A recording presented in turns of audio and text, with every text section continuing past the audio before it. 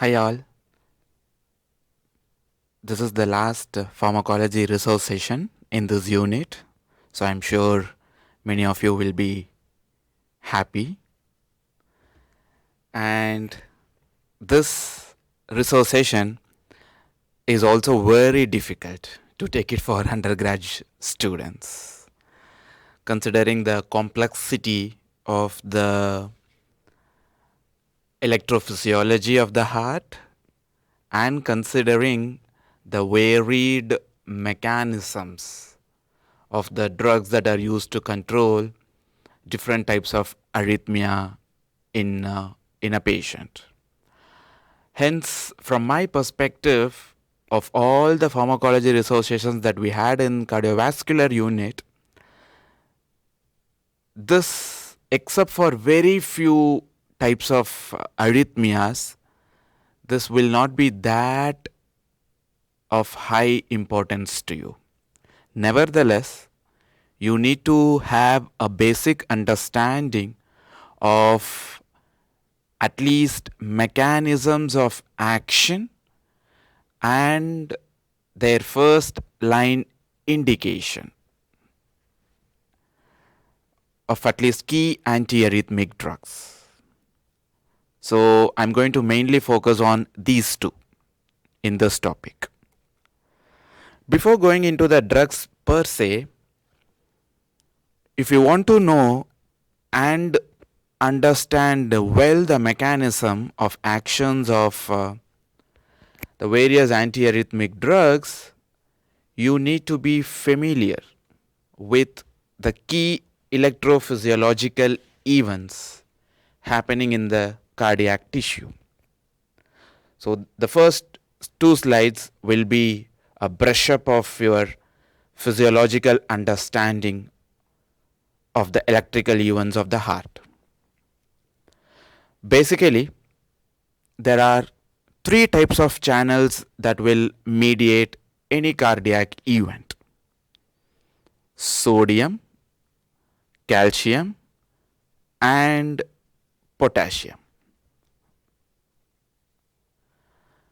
Sodium and calcium are always inward channels, so whenever they get activated, they allow influx of ions into the cell. So they raise the membrane potential. On the contrary, potassium channels are efflux channels. So when they get activated, they allow movement of potassium ions outward, and thereby they result in reduction of the membrane polarization, membrane potential, which is called repolarization. Cardiac tissue broadly can be classified into conducting and contractile tissues. Conducting are the ones which are involved in generating the impulse and in transmission. SA node, AV node, bundle of His, branches, and Purkinje fibers. These constitute conducting tissues of the heart. The atrial and the ventricular myocardium, principally it is the ventricular myocardium, which is referred to as contractile tissues of the heart. The electrophysiological events is different between these two tissues. The ion channels that mediate certain phases is different. The number of phases involved in the action potential generation is different. So it's important for you to know this difference between these tissues of the heart. Let's first take the conducting tissue of the heart. Let's assume SA node. At resting phase, right, when the cell is at rest, if you estimate the membrane potential, or if you measure the membrane potential, It is approximately between minus 50 to minus 60 millivolt. Average, it's around minus 55 millivolt. The first phase of the action potential in the conducting cells is mediated mainly by funny type of sodium channels. So sodium channels will allow influx of sodium ions when they are opened. So the sodium ions will slowly enter the cell, and therefore the membrane potential slowly raises. You can see the slope is going up, so it raises. This phase is referred to as phase 4 or phase of slow depolarization. When the membrane potential reaches around minus 40 millivolt, calcium channels open and they allow influx of calcium ions, and calcium being a divalent cation, unlike sodium which is a monovalent cation, there will be a steep rise in the membrane potential. So this is referred to as phase 0 or phase of rapid depolarization. So when the membrane potential is 10 millivolt higher than the extracellular tissue, when it is plus 10 millivolt, the difference, the calcium channels close, and now potassium channels will open, and they allow efflux of potassium ions, and potassium again is a cation, and so when it moves out, the membrane potential falls steeply. This is referred to as phase 3 or phase of repolarization. And then when it reaches around minus 55, again it goes to the resting state, funny type of sodium channels will activate, and the cycle continues on and on. So essentially, in a conducting cell, there are 3 phases. Phase 4, which is phase of slow depolarization, mainly by funny type of sodium channels. Phase 0, phase of rapid depolarization by inward entry of calcium ions. Phase 3, which is phase of repolarization, is mainly by potassium channels. Please keep these 3 in mind. Now, if you move to contractile cell, there are differences in terms of phases, channels, and the membrane potential. At rest, the membrane potential of a contractile cell is approximately between minus 80 to 90, so average it's around minus 85 millivolts. The initial phase here is phase of slow depolarization, which is mainly by potassium channels. And after a brief period of this phase of slow depolarization, which is referred to as phase 4 again, as like the conducting cell, fast sodium channels will get activated and they allow very fast entry of sodium ions. So in no time, you can say it's perpendicular. It's perpendicular, meaning that x-axis is the time, and within a fraction of a millisecond, the membrane potential gears up, because there is so fast entry of sodium ions, and lot many sodium channels will open, and so it doesn't take any time. It's very fast. That's why it's perpendicular. So this is referred to as phase of fast or rapid depolarization. And when the membrane potential is around plus 45 millivolt, the fast sodium channels close. So here it closes. This phase of rapid depolarization is also called as phase 0 that occurs in the contractile tissue. So here the fast sodium channels close, and now we have a transient potassium channel called I2, which stands for transient outward channel. So I2 is transient outward potassium channels. So they allow efflux of potassium, and when the potassium goes out, there is a fall in the membrane potential. So this phase is referred to as a transient phase, phase 1.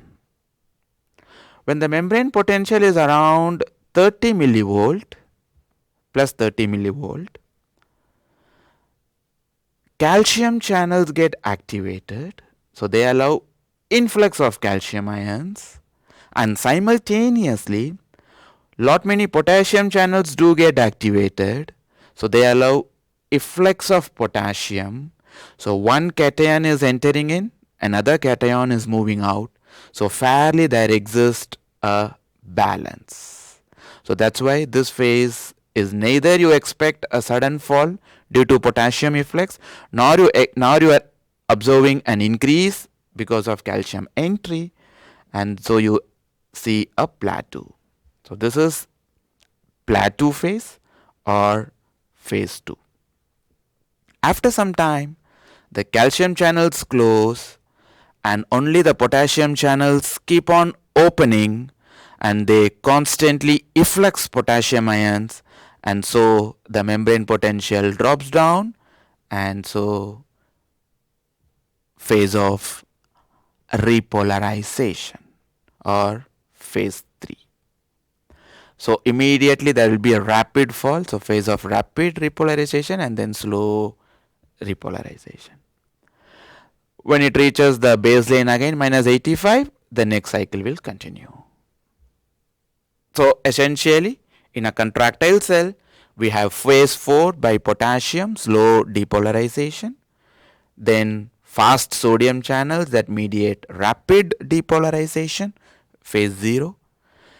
Transient potassium channels mediate phase 1. Calcium and potassium channels mediate the plateau phase, which is phase 2, and potassium efflux causes phase 3. So if you want to compare side by side the contractile and the conducting tissue, in a conducting cell we have phase 4 due to sodium, phase 0 due to calcium, phase 3 due to potassium. In a contractile cell, phase 4 due to potassium, phase 0 due to sodium, phase 1 due to potassium, phase 2 both by calcium and potassium, phase 3 by potassium.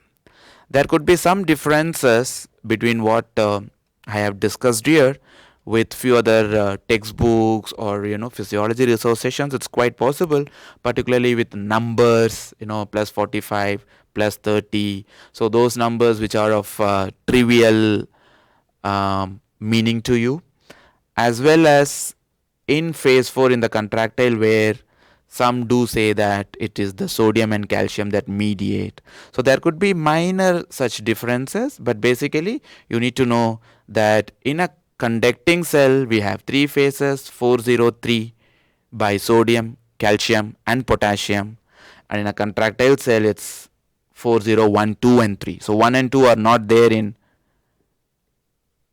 contractile, and this is by potassium, sodium, potassium, calcium and potassium channels respectively. So please, this is very important. Don't move forward until you are very clear on this. I suggest If you are not able to get it, read it one more time. I'm sure you will get this point.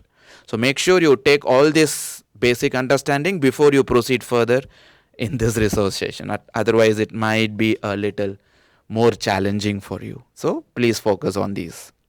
Good. Now, the basics of arrhythmias.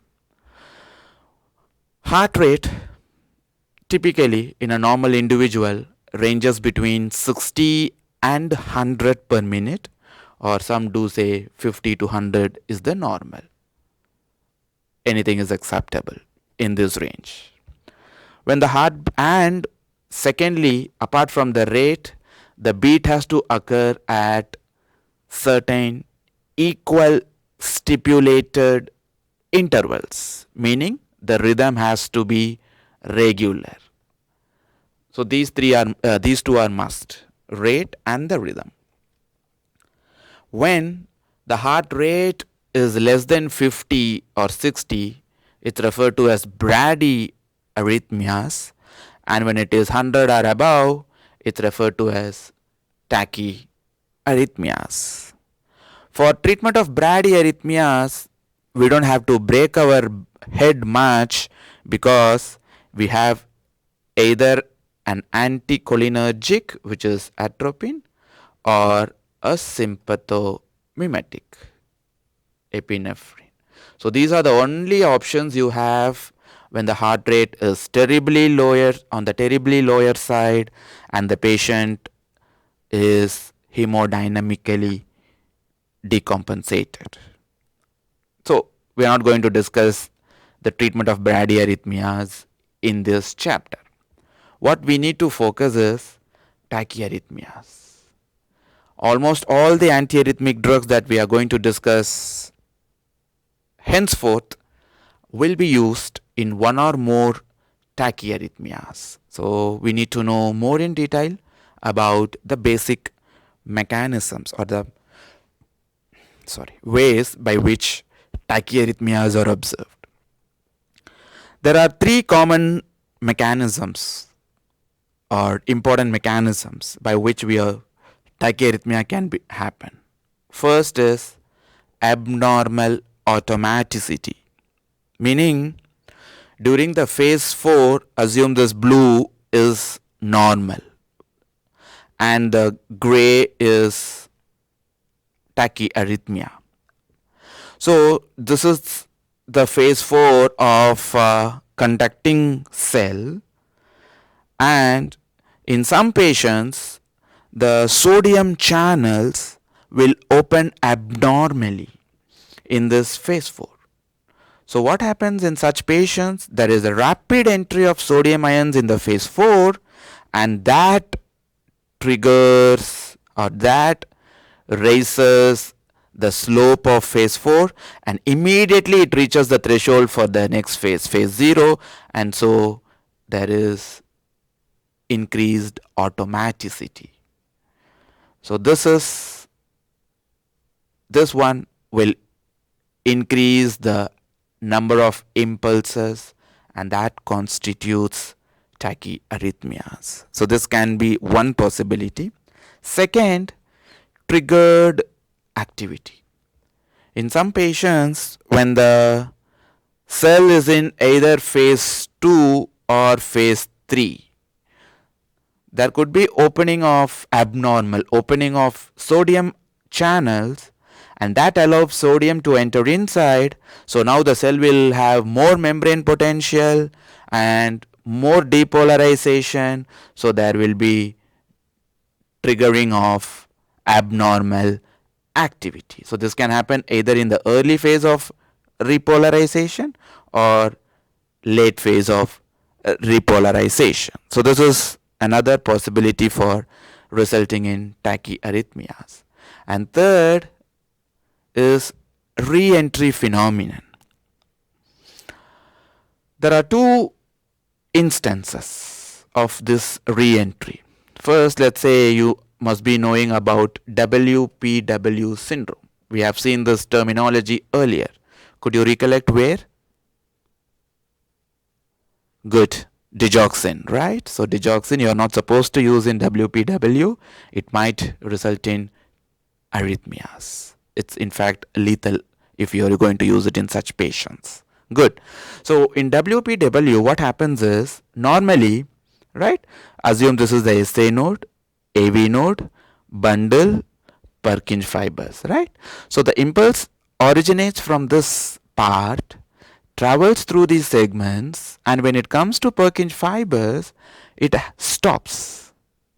There is no circuit connecting it back to the conducting tissue. But in patients with WPW, you have an accessory pathway that connects the bundle to the conducting track pathway. And because of this, after the impulse reaches this, it goes for continuously and it results in a re-entry circuit. So the signal continues to go here and here. So this results in tachyarrhythmias. So this is one example of re-entry. The second example of re-entry occurs in AV node re-entry tachycardia, AVNRT. I'm sure all this must have been discussed with you by the clinician also, so there could be some overlaps. Pardon me if there is a significant overlap, but these are crucial for you to understand. So that's why I'm focusing more on this. So this AV node, if you see, it has two tracks. One is fast and the other one is slow. So when the impulse reaches from SA node, and it comes here, the fast track, its nature is to conduct the impulse at a greater speed. That's why it's called fast track. At the same time, because it does more work, because when it has to do at a greater speed, obviously it is doing more work. So because it does more work, it requires more time to relax, meaning the refractory period is going to be more. So the fast track conducts impulse at relatively at a faster velocity, and it will take longer time to come back to function. Its refractory period is more. On the other hand, the slow tract will conduct the impulse at a relatively slower speed, and because it functions slower, it has a shorter refractory period. It can just take rest for only very few milliseconds and come back to function. So understand these two differences. The fast track will conduct the impulse at a greater speed, at the same time has longer refractory period. The slower tract will conduct the impulse slowly, and its refractory period will also be shorter. So normally when the impulse reaches from SA node to this set point, because it is it will go in both the tracks, and because this is faster conducting, it conducts the impulse faster, and to the common pathway the signals will reach first, and from this it goes to the next segment and to the ventricles. And the slow pathway, when the impulse reaches this pathway, because it is slow, I'll draw here.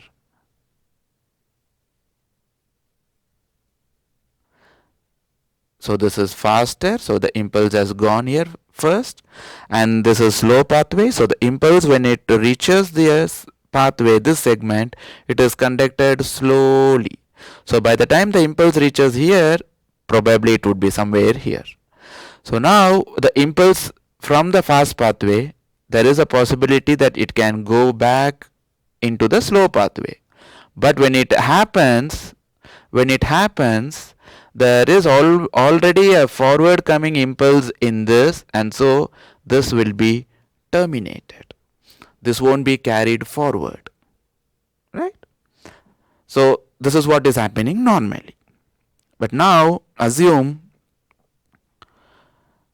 this is the AV node in a patient who has a premature beat. Let's assume this fast tract is in the phase of refractory period. It is not going to conduct any impulse, right? So there is a premature beat coming, and when it comes here, it cannot go to the fast track because it is in the phase of refractory period, so it will not conduct the impulse, it will not be sensitive, so obviously the impulse will go only to the slow pathway. So when it travels here and then when it reaches common, it goes further, and by the time the impulse reaches this end of the slow pathway, the refractory period in the fast pathway would have abolished. So now the fast pathway would be sensitive. So this impulse, slow impulse, can go into the fast pathway and then it can result in a re-entry phenomenon. So this is AV nodal re-entry circuit, re-entry tachycardia. Right? So these are the two types of re-entry phenomenon that you may have to keep in mind. So until now we have seen the basics of electrophysiological events and few common mechanisms by which tachyarrhythmias can happen. With regard to Brady, just keep these two in mind: atropine, which is an anticholinergic, epinephrine, which is a sympathetic. So they are going to increase the heart rate and correct this bradyarrhythmia. Moving on to the drugs used for treating tachyarrhythmias. So whatever drugs we are going to see now are used only for tachyarrhythmias, right? Okay. So the drugs are classified into 4 typical classes based on the type of channel or receptor they predominantly block. And this classification is Vaughan-Williams Singh classification. So we have class 1, which predominantly act by blocking sodium channels. Class 2, which act by blocking beta receptors. Class 3, which act by blocking potassium channels. And when potassium channels are blocked, the repolarization phase will be prolonged. And class 4 are the drugs which act by blocking calcium channels. So these are the 4 typical classes of antiarrhythmic drugs. We have few other drugs which cannot be fit into any of these classes, and they are referred to as miscellaneous antiarrhythmic drugs: adenosine, digoxin, magnesium sulfate. So these are the various antiarrhythmic drugs that will be discussed now. Moving to the first class of antiarrhythmics, class 1, which predominantly block which type of channels? Sodium. Good. Now just think mentally about the electrophysiological event in the conducting cell. So which phase of the conducting cell action potential is mediated by sodium? Good. Phase 4, right? Assume this figure in the bold line as the normal action potential of a conducting cell, and the one represented by the dashed line is the one that follows the use of a class 1 antiarrhythmic drug. So class 1, they are going to block sodium channels. which means they are going to reduce the rate of entry of sodium ions in the phase 4 of conducting cell. So what will happen to the duration of phase 4? It will be prolonged, because only when the threshold reaches minus 40 millivolt, you will have calcium channels getting activated. From minus 55, it has to come to minus 40. When you use a class 1 antiarrhythmic, it blocks the sodium channels, and so the phase will take more time to reach this 40 millivolt, minus 40 millivolt, and so it will take a longer time. Its duration will be prolonged. And duration of any phase, if the duration of one particular phase is prolonged, that prolongs the entire action potential duration. When the action potential duration is prolonged, you have reduced number of heart rate generated per unit time. So when you are going to use a class 1 in the conducting cell, this is what you will see. There will be prolongation of phase 4, and that prolongs the action potential duration, and that decreases the heart rate, which is what we want in a tachyarrhythmia, isn't it? Good. Now, when you move to the contractile cell, its effects is a little complex. We classify class 1 antiarrhythmics into 3 subclasses: class 1A, class 1B, and class 1C. Class 1C. Based on 2 things. First is, this is entirely the effect we are discussing on the contractile cells. On the conducting cells, all the class 1 will have the same effect. They are going to prolong phase 4 and prolongation of APD and reduction in heart rate. This is going to be uniform. But on the contractile cells, there could be differences amongst the drugs in this class 1 due to 2 reasons. First, there is difference in the intensity of sodium channel blockade they are causing, and second, there will be differences in the additional channel which is blocked apart from sodium channels. One point you need to keep in mind is, when we classify the antiarrhythmic drugs into class 1, 2, 3 and 4, they are predominant channels which get blocked, which means apart from these channels, the drugs have a potential, or at least certain drugs in the class will have a potential to block other type of ion channels. So this point you need to keep in mind. So with regard to class 1, we subclassify into A, B and C based on 2 items. First is, how intense are these in blocking the sodium channels in the contractile tissue, and secondly, apart from sodium channels, do they block any other type of ion channel?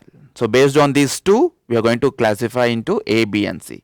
Let's take the first item, intensity of blockade. So if they are going to block sodium channels in the contractile tissue, which phase you think is going to be affected? Good. Phase 0, right? Which is the phase of rapid depolarization in the contractile cell. That is going to get affected.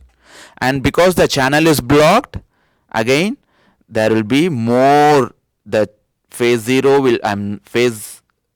will take more time to reach the threshold, right?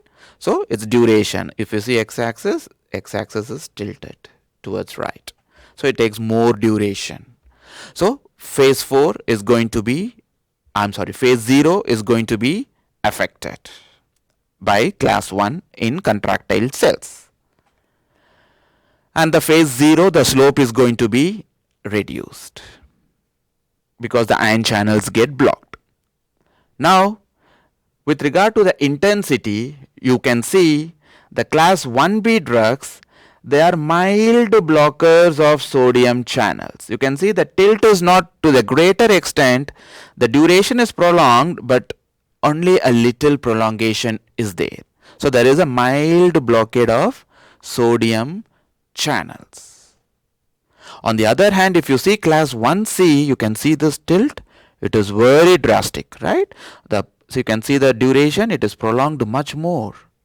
So they are marked blockers of sodium channels. And class 1a is in between.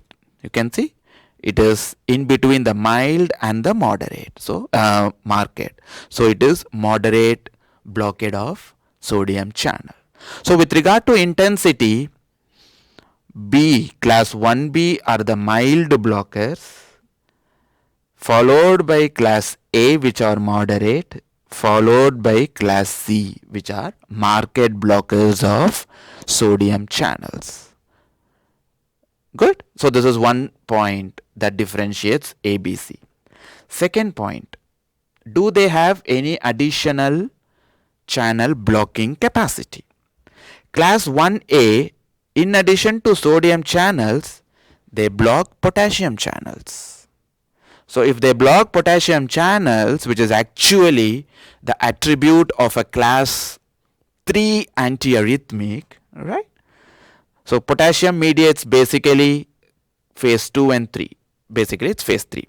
So when that potassium channel is blocked, phase 3 you could see this is the normal, and here it gets prolonged. So there is a prolongation of phase 3, prolongation of repolarization phase. So class 1A are moderate blockers of sodium channel, and in addition they block potassium channels, and that's why they result in prolonged repolarization.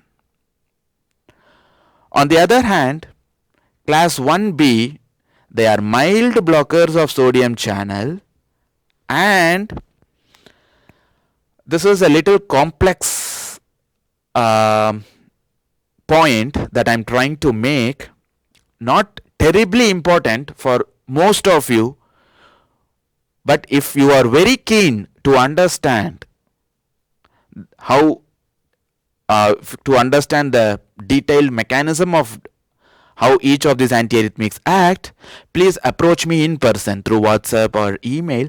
I can respond to you. Otherwise, for most of you, because it is not important, if I'm going to discuss it further, it might be more complex, so I'm going to not do that, right? But if you wanted to know, please contact me. I'm more than happy to assist you on understanding 1B. Otherwise, just note that class 1B, they predominantly block sodium channels to a milder intensity, so that's why they shift phase 4.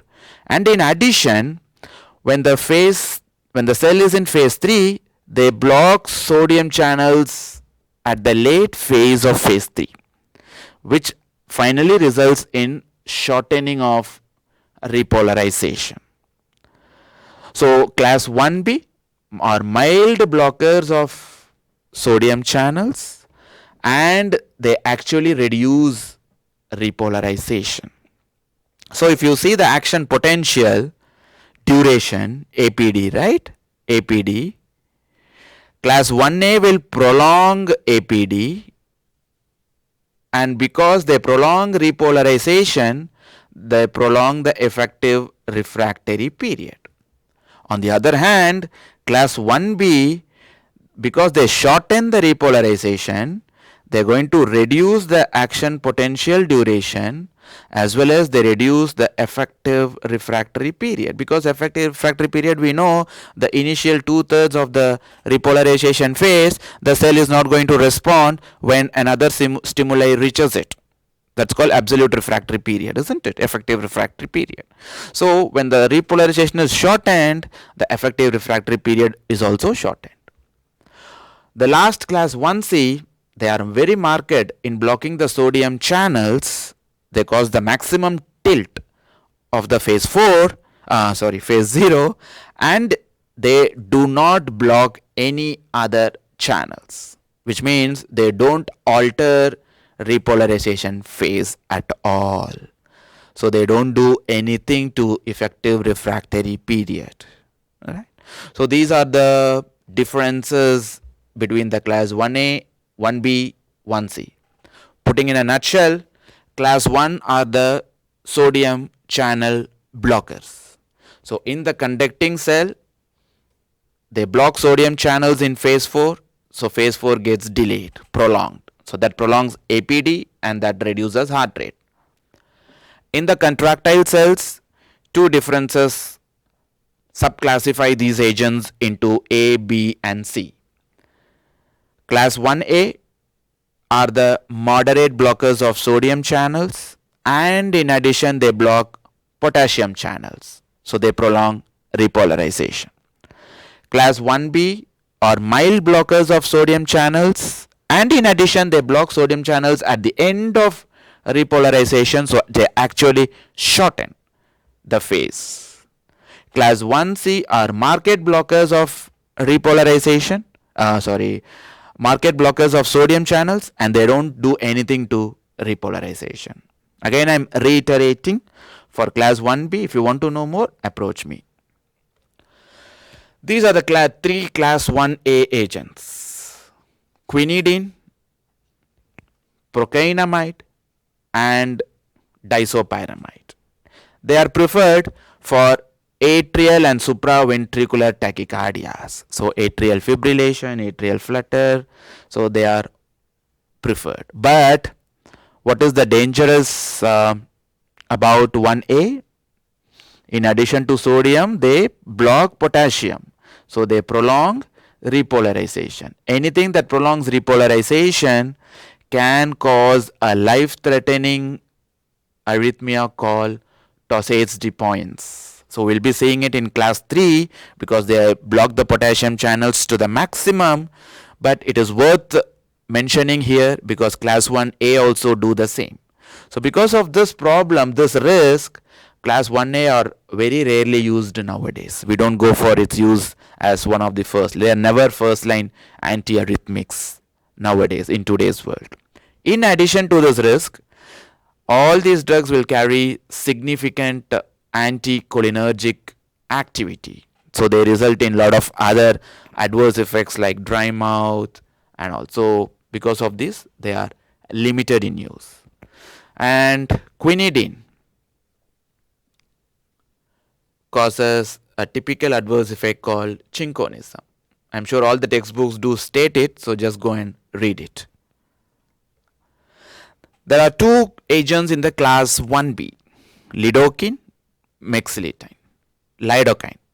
This lidocaine is important because we use it in many patients in emergency ventricular tachycardia. When the patient has ventricular tachycardia, which often happens after MI, right? So the patient needs, and the patient is hemodynamically stable, meaning his blood pressure is normal, pulse is able to be felt, then we can use lidocaine to arrest it. Mexiletine, even if you forget, it doesn't matter. Plus, keep in mind lidocaine. When you go to unit 7, you will hear the same name, because lidocaine is also used as local anesthetic.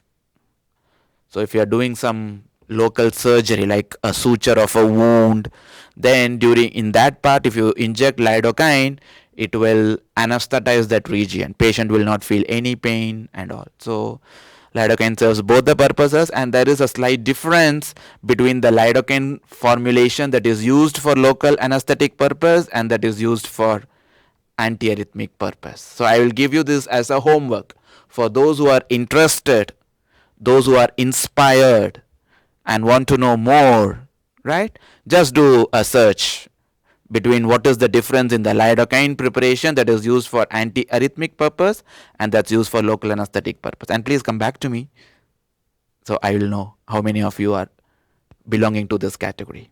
For others, no need. Just note, lidocaine is one of the antiarrhythmics belonging to class 1B, used for ventricular tachycardia. Class 1C, we have three drugs: flecainide, propafenone, morisecin. Class 1C, they are marked blockers of sodium channels and they don't do anything to the repolarization, isn't it? Yeah. And this class 1C are the most pro-arrhythmic drugs in the entire class 1.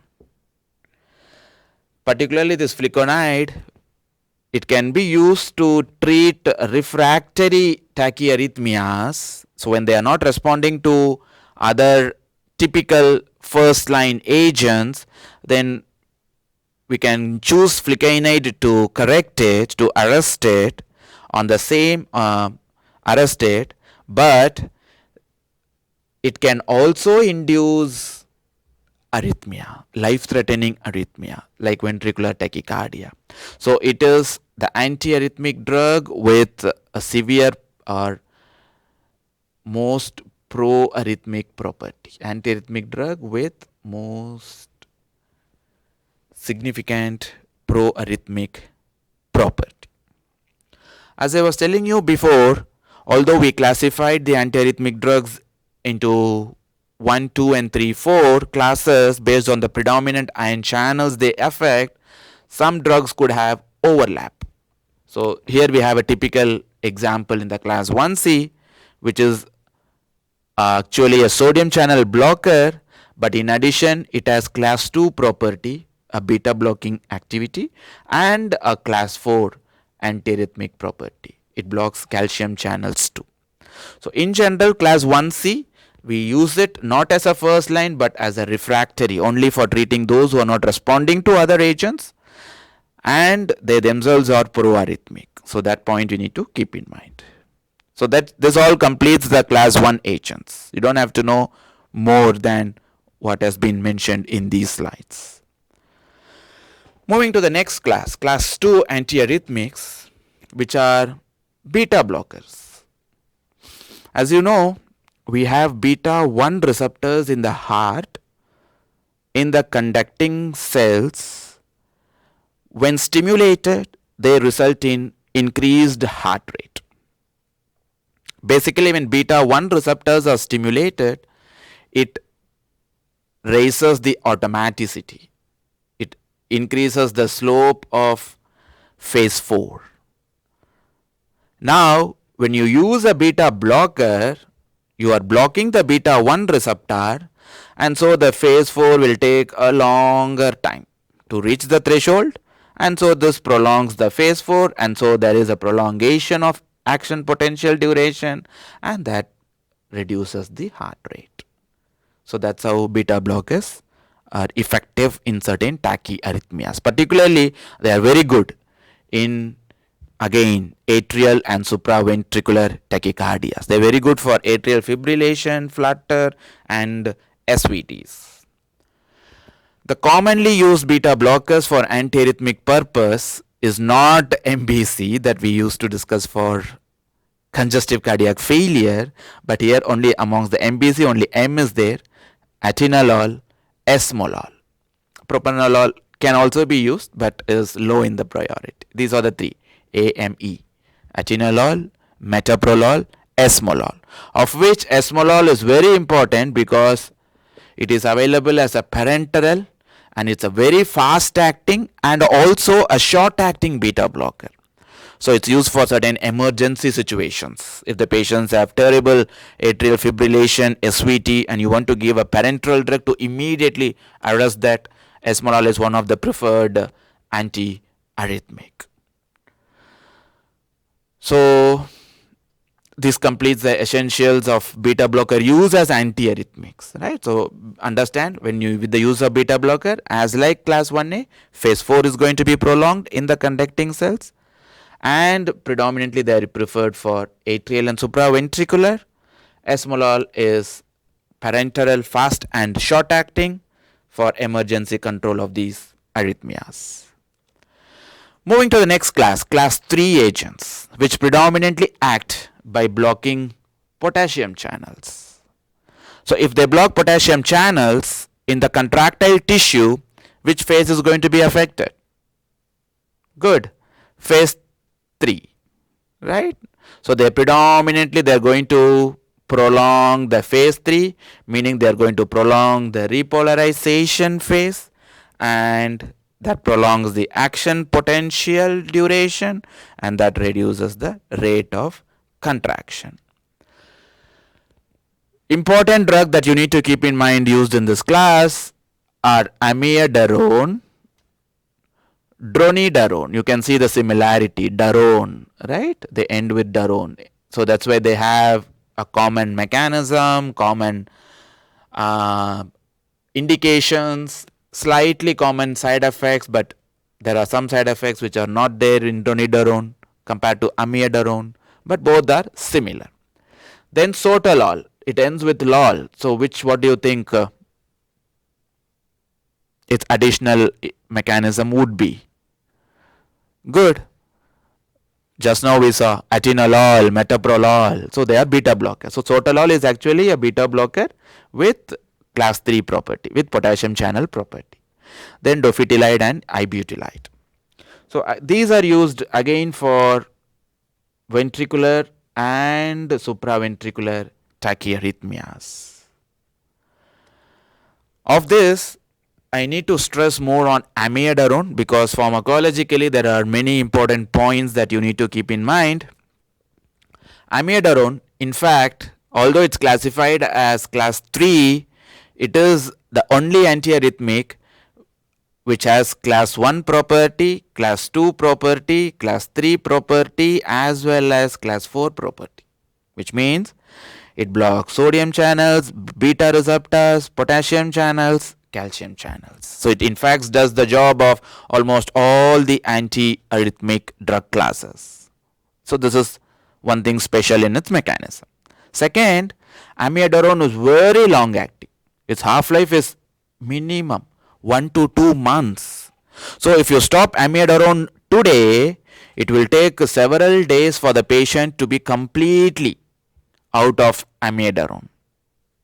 And amiodarone, because of its broad mechanism that it blocks almost all the channels, it can be used in chronic type of almost all the tachyarrhythmias. They could respond to amiodarone very well, except Torsades de Pointes and digoxin induced arrhythmias. So these, they don't respond to amiodarone. Otherwise, any type of chronic tachyarrhythmia, amiodarone is one of a drug to be considered. Amiodarone is usually prescribed at 200 milligrams strength, and that single 200 milligram tablet will have 74 milligrams of iodine. In fact, if you see its name, iode, right? Amiodarone, iode. Iode stands for its content of iodine. So approximately 1/3 of its content is iodine. And when you are going to load so much iodine, the patient has to take this tablet every day. So when so much iodine is going into the body every day, there could be thyroid disorders. Most commonly we get to see hypothyroidism with amiodarone use long term. Rarely there could be hyperthyroidism. So this is one problem. Other adverse effects observed with amiodarone include hepatotoxicity, skin discoloration, corneal deposits, pulmonary fibrosis, peripheral neuropathy. At least remember thyroid, right? And these two, all others, it's better if you keep in mind. So these are all some important points for amiodarone. Dronidarone, which is similar to amiodarone in many aspects, is a short acting drug. It is not as long as amiodarone. That is one difference. Second, it doesn't have iodine. So less or almost the possibility is nil in causing thyroid defects. So these are the differences between dronidarone and amiodarone. Another property of class 3 is because they prolong repolarization, always keep in mind they have a risk of causing Torsades D points. Of all the antiarrhythmic drugs, class 3 have the greatest risk of resulting in this life-threatening arrhythmia, Torsades D points. Moving to the last antiarrhythmic drug class, class 4, which block the calcium channels. If they block calcium channels in the conducting cells of the heart, which phase is going to get affected? Good. Phase 0, which is mediated by opening of calcium ions. So when you block the calcium channels in this phase will take a longer time. So the rate of rise of this phase will be slowed, and that phase duration will prolong, and that prolongs action potential duration, and that reduces heart rate. And we know, we have seen this earlier, that non-dihydropyridines, verapamil and diltiazem, are preferred to block the calcium channels in the heart, but the dihydropyridines, they prefer to block it in the blood vessel. So for antiarrhythmic purpose, it is the non-dihydropyridines, verapamil and diltiazem, that we use it. And they are preferred again for atrial fibrillation and SVT, one of the preferred drug classes for these tachyarrhythmias. So with that, we complete the typical classes of antiarrhythmics, and moving on to the miscellaneous class, we have adenosine. Adenosine, it is a very fast acting drug. If you give IV within few seconds, it's going to show its effect of